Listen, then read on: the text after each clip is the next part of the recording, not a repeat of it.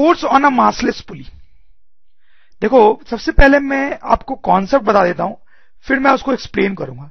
Concept बहुत ही simple सा है।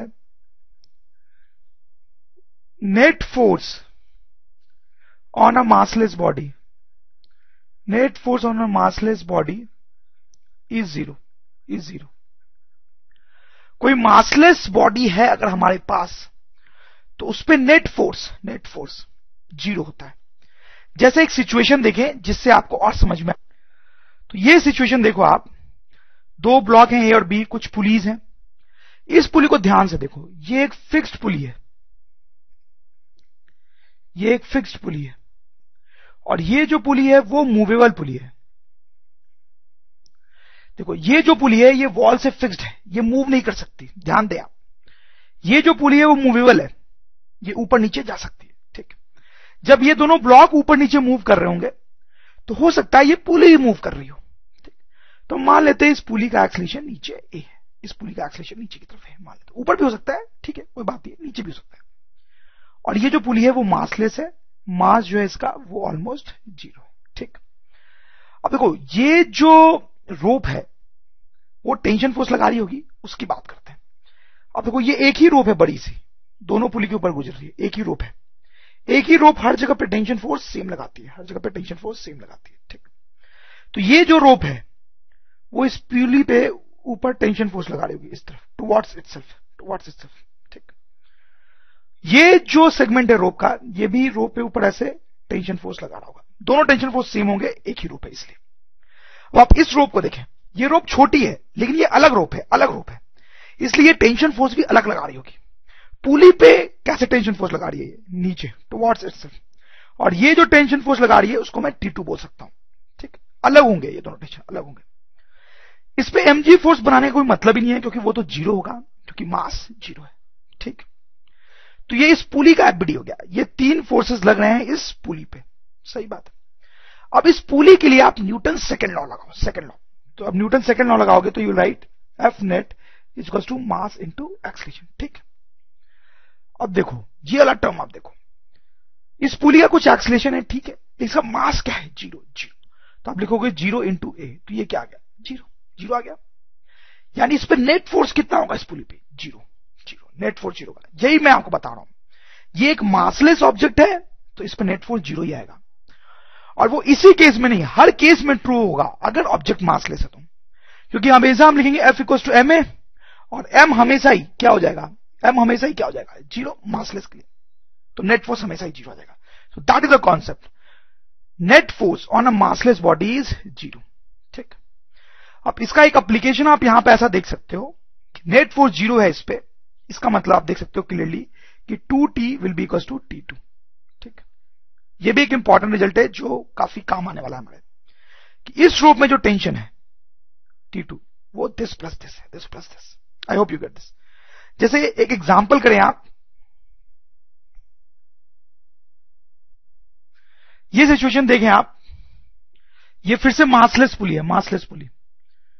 ये एक ही रस्सी आप देखो, ये रस्सी ऊपर से आई, पुली से घूम के ऐसे गई, फिर इस पुली से घूम के ऐसे आई, इस पुली से हटा, ठीक है।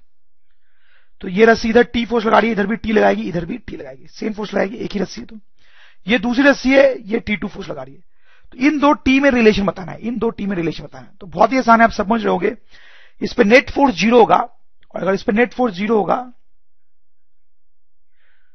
तो T2 will be clearly equal to 3t, that is our answer, सही है। तो ये बहुत इंपॉर्टेंट पॉइंट है, कंस्ट्रेंट मोशन। तो आप देखो अब हम इस चैप्टर के डिफिकल्ट पार्ट्स की तरफ मूव कर रहे हैं। अभी तक मैंने आपको इस चैप्टर से बेसिक्स बताए, now we will move to the difficult problem solving in this chapter. तो कंस्ट्रेंट मोशन क्या होता है, एक एग्जांपल लेते हैं। बचपन में आप अपने पापा के साथ साथ ऐसे चलते हो, तो आपका जो मोशन है यहां पे आपका, वो कंस्ट्रेंट मोशन का एग्जांपल है।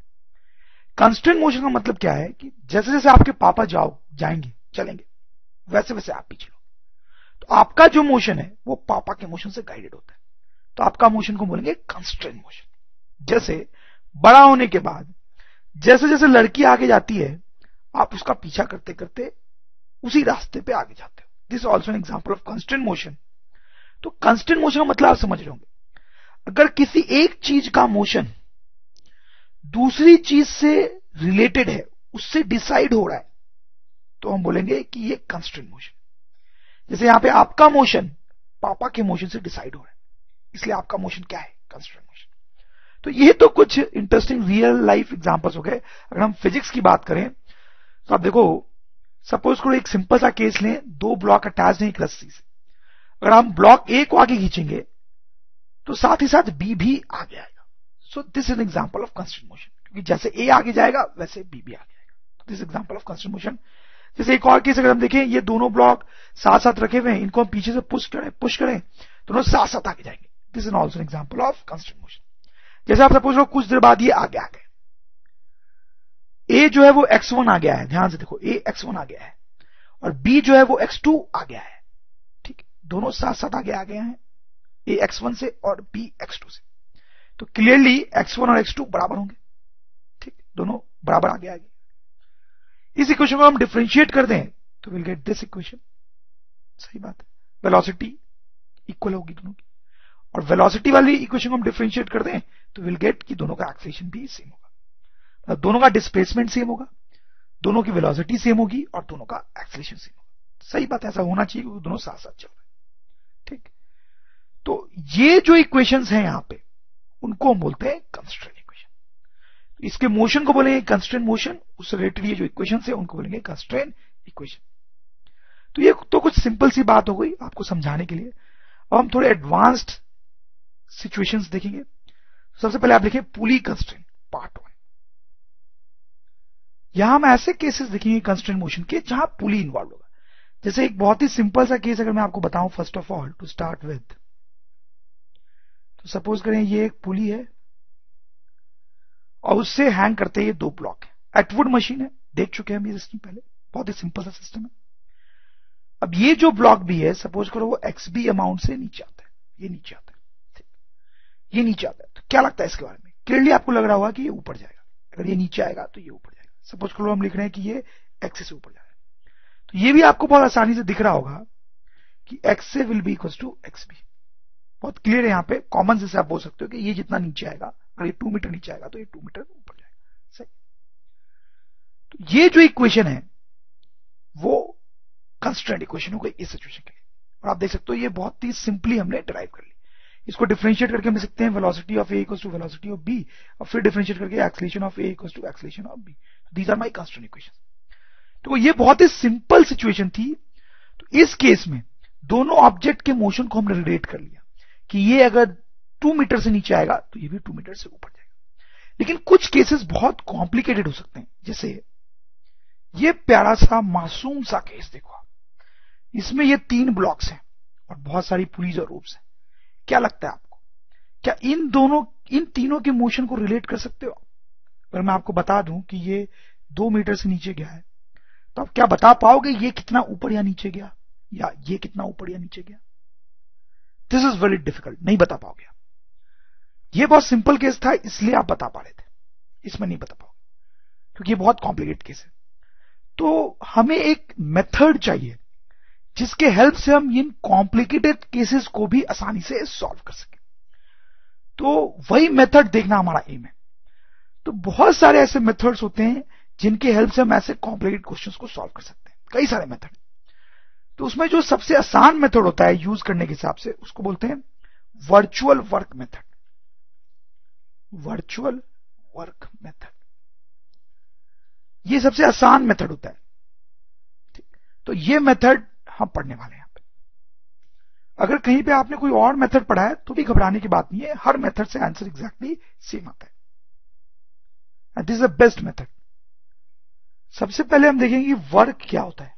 वर्क, हालांकि ये चीज क्या है ये हम बहुत डिटेल में आने वाले एक चैप्टर में देखेंगे, बट अभी हम बस थोड़ा सा देखेंगे जितना हमें काम।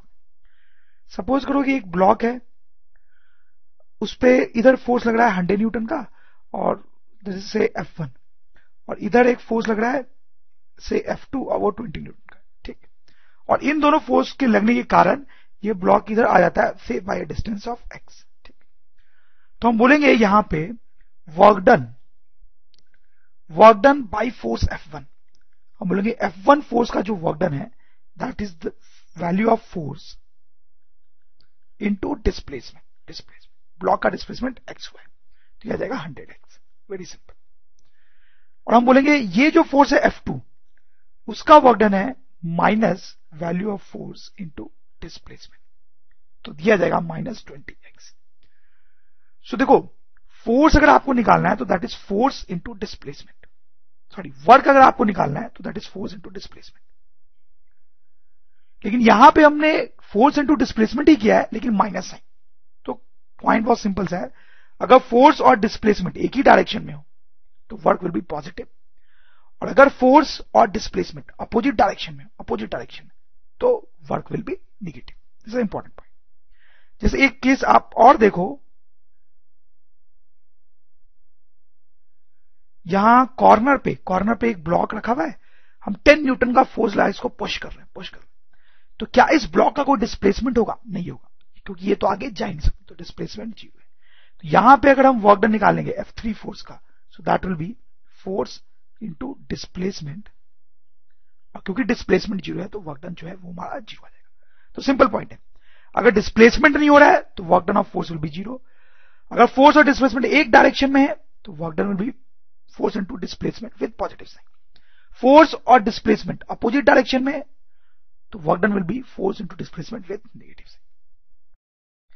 फिर एक कॉन्सेप्ट हम यहां पे यूज करेंगे that is total work done by a rope is equal to 0, total work done by a rope equal to 0। इस कॉन्सेप्ट को बहुत डिटेल में हम आगे आने वाले चैप्टर्स में देखेंगे, बट अभी आप बस इतना सोच सकते हो कि यार वर्क कौन कर सकता है? ऐसी चीज जिसके पास एनर्जी हो, ठीक है। जैसे मैं एक एनर्जेटिक इंसान हूं तो मैं बहुत वर्क कर सकता हूं, आप एनर्जेटिक हो, आप वर्क कर सकते हो। लेकिन एक रोप के बारे में सोचो, रोप कोने में कोई रोप पड़ी है, ऐसे कोई रोप पड़ी है, इसके पास क्या एनर्जी है जो ये वर्क कर सकती है? इसके पास कोई एनर्जी नहीं है, ये वर्क नहीं कर सकती। किसी कोने में कोई चेयर रखी हुई है, वो चेयर के पास क्या एनर्जी है जो वर्क कर सकती है? वो कोई वर्क नहीं कर सकती। तो वही सॉर्ट ऑफ लिखा जा रहा है कि total work done by a rope will be 0। तो क्रूड वे में आप कुछ ऐसा समझ सकते हो। तो ये सिंपल सा एग्जांपल देखें आप, इसके हेल्प से हम वर्चुअल वर्क मेथड को सीखेंगे और बाद में फिर डिफिकल्ट क्वेश्चंस में अप्लाई करेंगे, ठीक। तो सपोज करो कि इन दोनों के डिस्प्लेसमेंट को हमें रिलेट करना है, इन दोनों के डिस्प्लेसमेंट को। तो हम क्या करेंगे, फर्स्ट स्टेप में, स्टेप 1 में हम क्या करेंगे, assume some displacement for both blocks, for all blocks. So दोनों ब्लॉक्स के लिए कुछ डिस्प्लेसमेंट आप एज्यूम कर लो। तो हम एज्यूम कर लेते हैं कि ये नीचे जाता है बाई XB, ठीक, और ये ऊपर जाता है बाई XA। सही भी लग रहा होगा आपको कि ये नीचे जाएगा तो ये ऊपर जाएगा, तो ऐसा एज्यूम कर लिया, ठीक।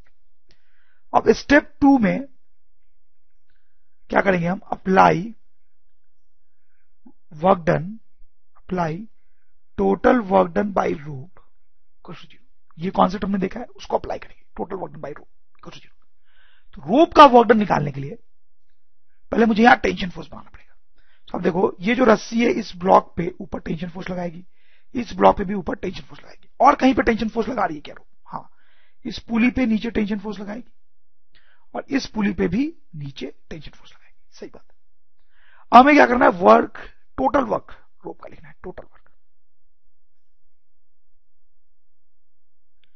अब देखो यहां पे रोप टेंशन फोर्स लगा के कितना वर्क कर रही है यहां पे। अब देखो T इंटू एक्स से force into displacement, positive sign के साथ। क्यों पॉजिटिव साइन? क्योंकि टेंशन फोर्स भी ऊपर लग रहा है और डिस्प्लेसमेंट भी हमने ऊपर लिया, दोनों सेम डायरेक्शन में, इसलिए पॉजिटिव। फिर यहां पे देखो, यहां पे भी टेंशन फोर्स लग रहा है, यहां पे वर्क क्या होगा, -T into XB, force into displacement. Minus sign क्यों? क्योंकि फोर्स ऊपर लग रहा है और डिस्प्लेसमेंट नीचे हो रहा है, अपोजिट डायरेक्शन में। तो हमने देखा था कि अगर ये दोनों अपोजिट डायरेक्शन में होते हैं, फोर्स और डिस्प्लेसमेंट, तो वर्क डन नेगेटिव होता है। तो वैसे ही किया। अब देखो टेंशन फोर्स यहां पर भी लग रहा है, यहां पर भी लग रहा है, लेकिन यहां का वर्क डन 0 होगा। क्यों 0 होगा?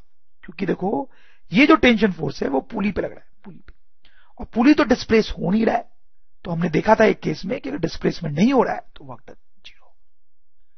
वैसे यहां पर भी टेंशन फोर्स लग रहा है पुली पे, लेकिन उसी कारण कोई भी डिस्प्लेसमेंट नहीं हो रहा है, इसलिए 0। तो ये आ गया इक्वल टू 0। तो आप यहां पे देख सकते हो कि टेंशन फोर्स कैंसिल हो जाएगा and will get x A equal to x B.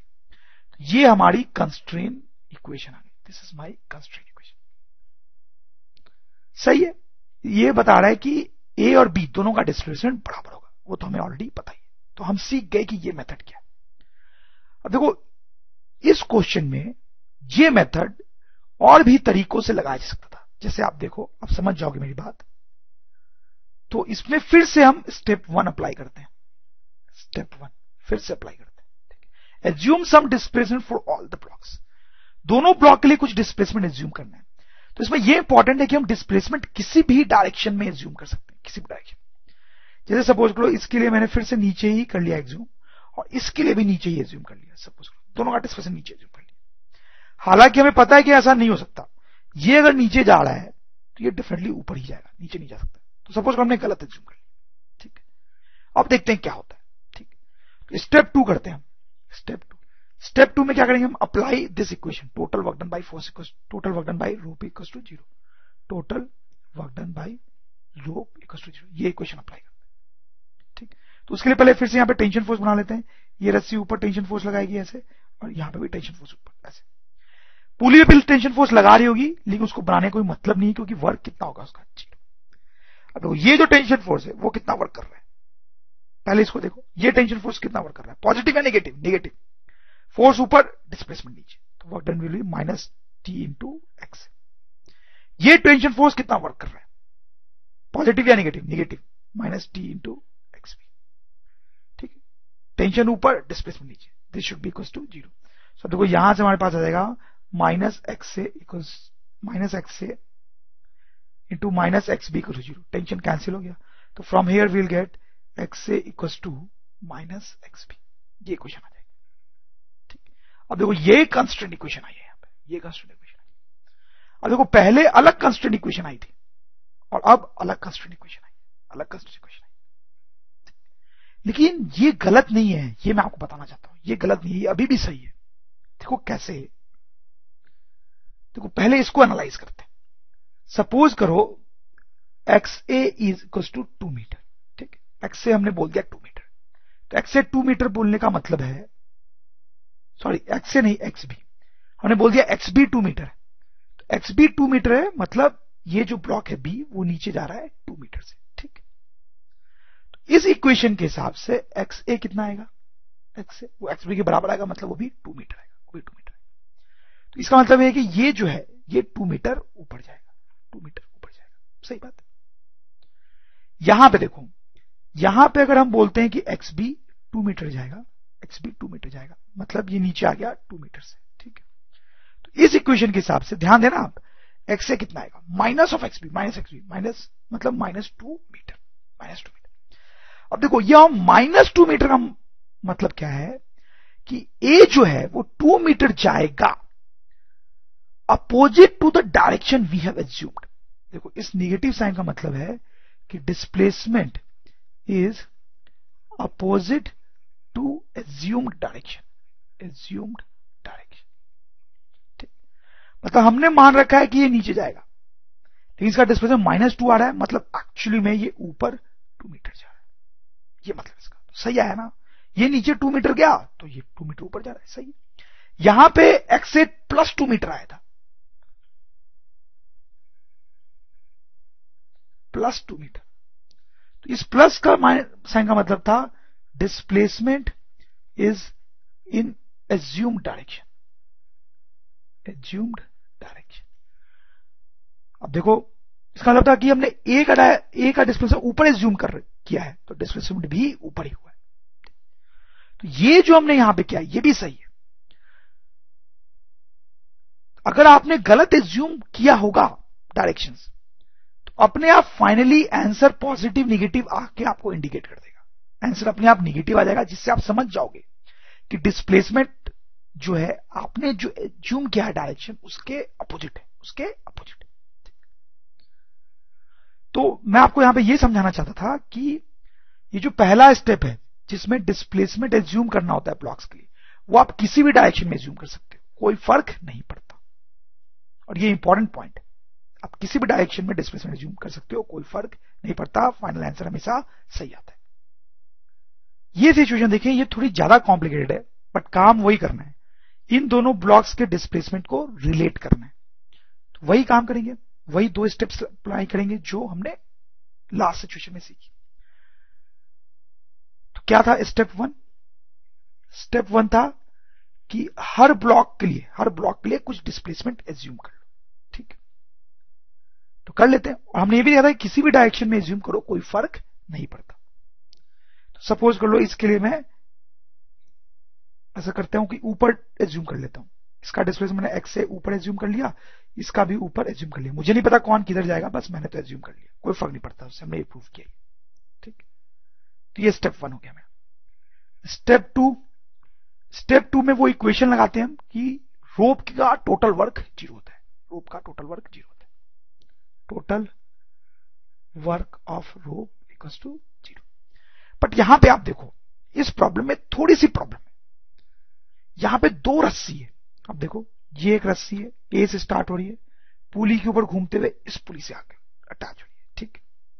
फिर एक और रस्सी है, बी से स्टार्ट हो रही है, फिर पुली के ऊपर से नीचे आ रही है। 2 रस्सी है, 2 रस्सी, एक ये और एक ये। तो कि पिछले वाले केस में वो बहुत ही सिंपल केस था, उसमें एक ही रस्सी थी, यहां 2 रस्सी है। तो यहां पे हमें क्या करना पड़ेगा, इस रस्सी के लिए अलग इक्वेशन लिखनी पड़ेगी, इस रस्सी के लिए अलग इक्वेशन लिखनी पड़ेगी। तो पहले हम इक्वेशन लिखेंगे work done by total work done by rope 1 equals to 0। Suppose करो इसको रोप 1 बोल देते हैं, ऊपर वाली को, नीचे वाली को रोप 2 बोल देते हैं। तो एक और दूसरी इक्वेशन भी हम बनाएंगे, that will be total work done by rope 2 equals to 0। ये 2 इक्वेशन बनाएंगे क्योंकि यहाँ पे 2 रोप है, एक इस रोप के लिए और एक इस रोप के लिए, ध्यान देना, ठीक। तो ऊपर वाली रोप के लिए बनाते हैं पहले। तो आप देखो कहां कहां पे ये टेंशन फोर्स लगाएगा, तो इस पे ऐसे टेंशन फोर्स लगेगा से टी, ठीक, टेंशन फोर्स टी। और ये रस्सी इस पुली पे भी टेंशन फोर्स लगाएगी, हालांकि उसका कोई मतलब नहीं है क्योंकि ये टेंशन का वर्क डन तो आ जाता है 0, हमने देखा था, ठीक है, इसलिए मैं इसको हटा रहा हूं। वैसे ये पुली पे भी टेंशन फोर्स लगेगा इस रस्सी द्वारा, बट इसका भी कोई मतलब नहीं है, इस टेंशन का वर्क डन 0 आ जाएगा, तो कोई मतलब नहीं बनाने का, झूठ मूठ कॉम्प्लिकेट करना है। लेकिन देखो ये जो रस्सी है इस पुली पे ऐसे टेंशन फोर्स लगाएगी और ये टेंशन फोर्स वर्क करेगा। अब ध्यान देना, क्योंकि ये जो पुली है वो मूवेबल है, अब ध्यान दो, ये पुली ऊपर नीचे जा सकती है, मूवेबल पुली है, ठीक। तो अगर ये पुली मूव करती है तो ये जो टेंशन है वो वर्क कर सकता है, ठीक। तो इसको रखना पड़ेगा, ठीक। अब इस रोप का टोटल वर्क डन 0 लिखना है मुझे, तो वो इक्वेशन कर बनाता हूं मैं। इस टेंशन का वर्क डन कितना लिखेंगे, पॉजिटिव लिखेंगे, आप देख सकते हो T इंटू एक्स है, टेंशन भी ऊपर, डिस्प्लेसमेंट भी ऊपर। इस टेंशन का वर्क डन, देखो इसका वर्क डन तो भी हम लिख ही नहीं पाएंगे क्योंकि पुली का डिस्प्लेसमेंट माना नहीं है, तो मान लो कोई दिक्कत नहीं है। तो सपोज हम पुली का डिस्प्लेसमेंट मान लेते हैं ऊपर एक्सपी, जैसे हमने ब्लॉक का डिस्प्लेसमेंट माना था और इस ब्लॉक का डिस्प्लेसमेंट माना था, वैसे मैंने इस पुली का भी डिस्प्लेसमेंट मान लिया ऊपर की तरफ एक्सपी। तो इस टेंशन का वर्क डन हो जाएगा प्लस टी इंटू एक्सपी, मानते हो ना आप, ध्यान देना, and this will be equal to 0।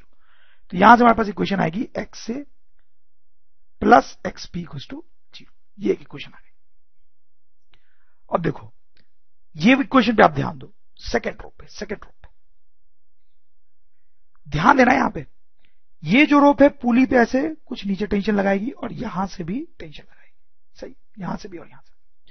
मैं बोल रहा हूं कि ये जो टेंशन है वो T/2 होगा। अब ध्यान दो, ये टेंशन T/2 और ये भी T/2, मतलब ये दोनों बराबर होने ही है, बट ये T/2 होगा। क्यों? देखो हमने थोड़ी देर पहले ये पढ़ा था कि net force on massless body equals to 0, ऐसा हमने पढ़ा था। ये पुली मासलेस है तो इस पे नेट फोर्स क्या होना चाहिए, 0। तो ऊपर अगर टेंशन T लग रहा है तो इसमें T/2 नीचे और इसमें भी T/2 नीचे, तो इसमें भी नेट नीचे कितना हो जाएगा, T। तो नेट फोर्स क्या हो जाएगा इस पुली पे, 0। आप समझ रहे हो, ऐसे केसेस हम देख चुके हैं। इस रो पे ऊपर अगर टेंशन T है तो यहां पे T/2 होगा और यहां भी T/2 होगा, ठीक। तो इस ब्लॉक पे ऊपर जो टेंशन फोर्स लगेगा that will also be T/2। अब हम वर्क डन निकालने का काम करेंगे। ये जो टेंशन है उसका वर्क डन आप देखो, ध्यान से, गलती बिल्कुल नहीं करनी है, पॉजिटिव T/2 इंटू एक्सबी, ठीक है।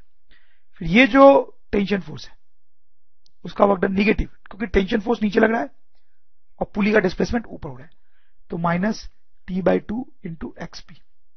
ये जो टेंशन फोर्स है उसका वर्क डन निगेटिव, क्योंकि टेंशन फोर्स नीचे लग रहा है और पुली का डिस्प्लेसमेंट ऊपर हो रहा है, तो minus T/2 into x P and this should be equal to 0।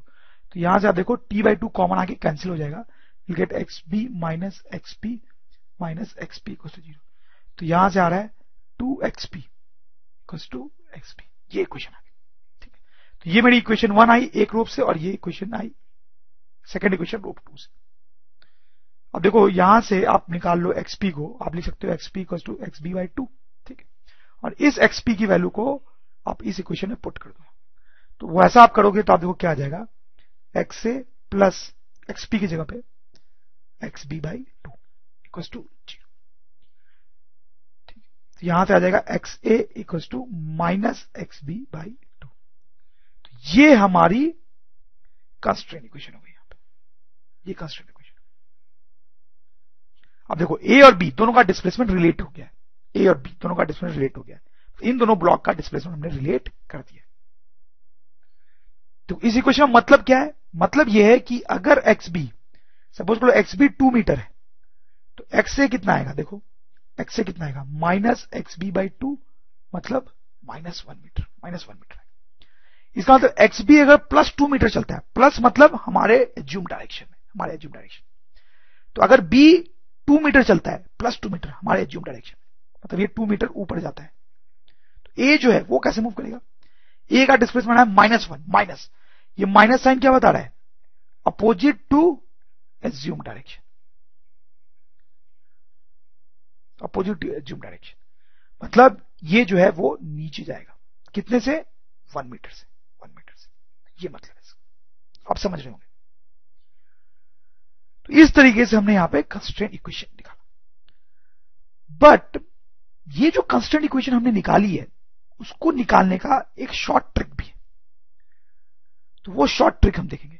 हालांकि ये भी इंपॉर्टेंट है, ये जो हमने निकाला है ये तरीका भी इंपॉर्टेंट है, क्योंकि कई बार ये काम आता है, मैं बताऊंगा कब। बट ये इक्वेशन निकालने का एक शॉर्ट ट्रिक क्या है वो आप देखो। लेट्स सी, देखो अभी हमने ये यूज किया है कि work done by 1 rope equal to 0, work done by rope 2 equal to 0। ठीक है, अगर ऐसा है तो हम ऐसा भी लिख सकते हैं कि work done by rope 1 plus work done by rope 2 equal to 0, ऐसा लिख सकते हैं कि दोनों रोप का मिला के वर्क डन 0 होगा, ये खुद 0 है, ये खुद 0 है, तो ऑब्वियसली सम भी 0 होगा। ठीक, अब वर्क डन बाय रोप 1 का जो वर्क डन है इस ऊपर वाले रोप का, वो हमने लिखा था, देखो ये था, वो ये था। ठीक है, वो वापस से यहां लिख लो, TXA प्लस TXB, ठीक, plus work done by rope 2 का वर्क डन वो भी हमने लिखा था, वो आप यहां पे लिख लो, तो वो कितना आ जाएगा T/2 XB माइनस, अब देखो ये और ये टर्म ये दोनों ऐड हो जाएंगे, ध्यान दो आप, ये दोनों ऐड होके हो जाएंगे माइनस TXB। ठीक, ये इक्वल टू 0 हो गया। ठीक, तो फर्स्ट रोप का वर्क डन लिख लिया, सेकंड का लिख लिया, पहले हम अलग अलग लिख रहे थे, अब एक ही क्वेश्चन लिख रहे हैं।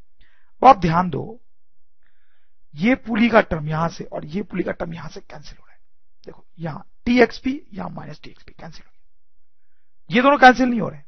ठीक, यहां से आप देखो क्या आ जाएगा, TXA plus T/2 XB equal to 0, सही बात है। तो यहां से हम लिख सकते हैं इसको, ध्यान देना, T कैंसिल हो जाएगा, XA plus XB/2 equal to 0, which means XA equal to minus XB/2, ये आ गया। तो अब देखो ये वही इक्वेशन आई है जो पहले आई थी, देखो पहले यही आई थी, अभी भी वही आई है। तो आप ये काम भी कर सकते हो, ये काम ज्यादा आसान है क्योंकि यहां पे एक ही क्वेश्चन बना रहे ओवरऑल हम, ठीक है, तो ऐसा भी कर सकते थे, आंसर वही आता है। इसमें एक और बात नोटिस की जा सकती है, देखो ये पुली का जो टर्म है, पुली का टर्म वो तो कैंसिल हो गया, इसका मतलब ये है कि अगर हम पुली के टर्म को नहीं भी लिखते तो कोई फर्क ही नहीं पड़ता, क्योंकि पुली का टर्म तो ऐसे भी कैंसिल हो गया ना। तो ये इक्वेशन लिखते टाइम अगर हम पुली के टर्म्स लिखना भूल जाते या जानबूझ के नहीं लिखते तो भी कोई फर्क नहीं पड़ता, क्योंकि ऐसे भी वो कैंसिल